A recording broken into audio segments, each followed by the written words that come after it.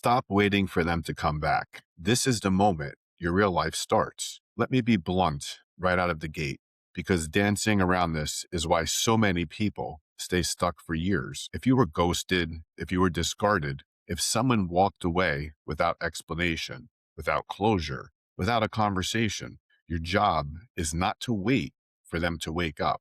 Your job is not to hope they realize what they lost. Your job is not to use no contact as a strategy to get them back. That's not healing. That's bargaining. And I know that that's uncomfortable for you to hear, because right now, hope feels like oxygen to you. The idea that maybe they'll come back, maybe they'll text you, maybe they'll finally explain why they left. That feels better than accepting what actually happened.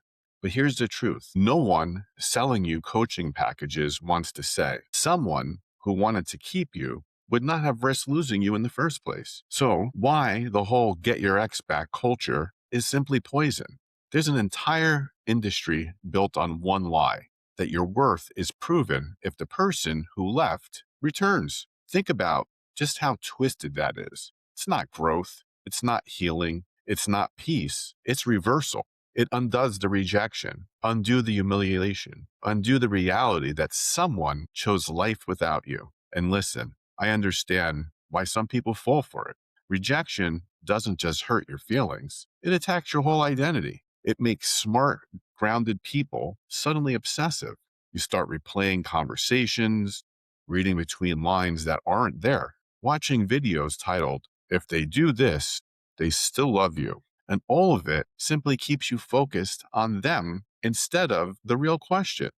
Why are you trying to return to someone who already showed you how disposable you are to them?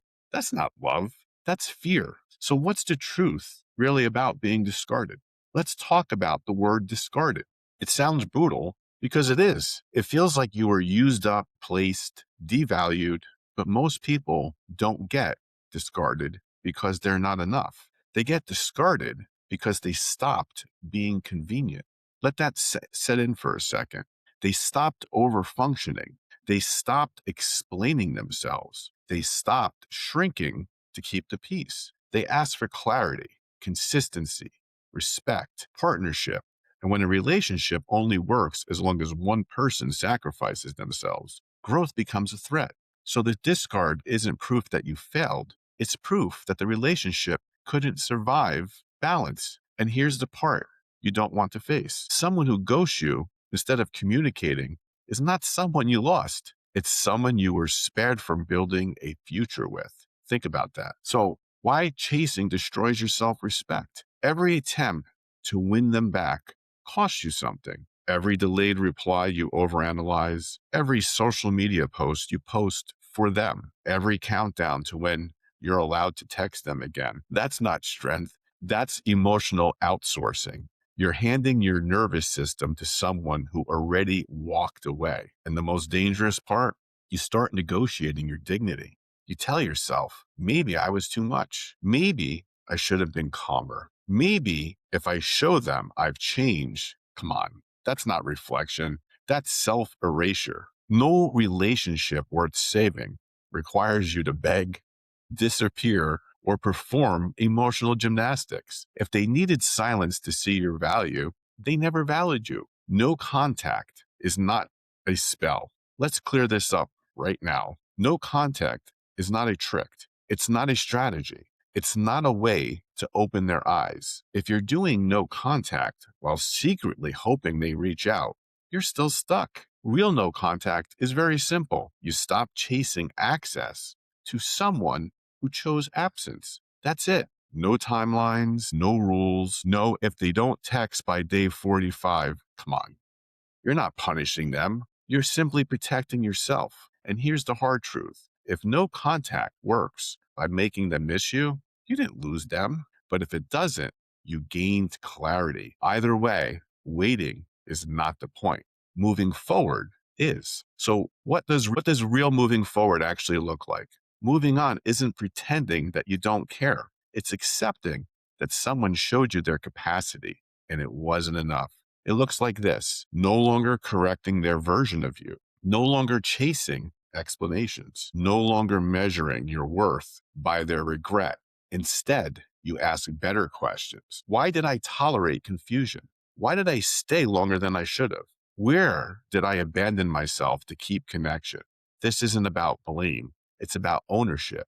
Because when you actually learn the lesson, you stop romanticizing the person who left. You see them clearly for what they really are, and clarity kills that obsession very quickly. This applies to both men and women. Men are told things like, man up, be dominant, win her back. Women are told, glow up, make him jealous. He'll realize what he lost. Different packaging, same poison. Tying your healing to someone else's reaction. But healthy relationships don't require convincing. They require mutual choice. If someone didn't choose you consistently, your responsibility isn't to chase them. It's to walk away, and walking away with your self-respect intact. It's not losing, it's actually graduating. So what do you do instead? Here's where your focus should be going now. First, stabilize your body. Stop the doom scrolling their life. Stop replaying the ending. Your nervous system needs safety before clarity shows up. Second, rebuild your structure. Sleep, eat well, train, work. Not to impress anyone, but to feel grounded again. Third, tell the truth, not the highlight reel, the imbalance, the anxiety, the confusion, the manipulation. Fourth, build forward. Set new goals, new standards, a new identity, not for revenge, not to some glow up theater, expansion for yourself. Real growth doesn't announce itself, it settles. So, in closing, here's a truth I want you to sit with. If someone ghosted you, discarded you, or walked away without any explanation, that wasn't cruelty. That was information for you. They showed you their emotional capacity. They showed you their communication limits and their respect level for you all at once. And instead of begging for them to come back, take this as the gift that it is. They freed you. Stop trying to resurrect a version of your life that required you to shrink and made you miserable. That moment they left is the moment your real life started. Move on. Not because you're bitter, not because you're angry, but because you finally understand you deserve someone who chooses you without needing to lose you first. That's the message that you need to hold on to. Until next time, have a great day.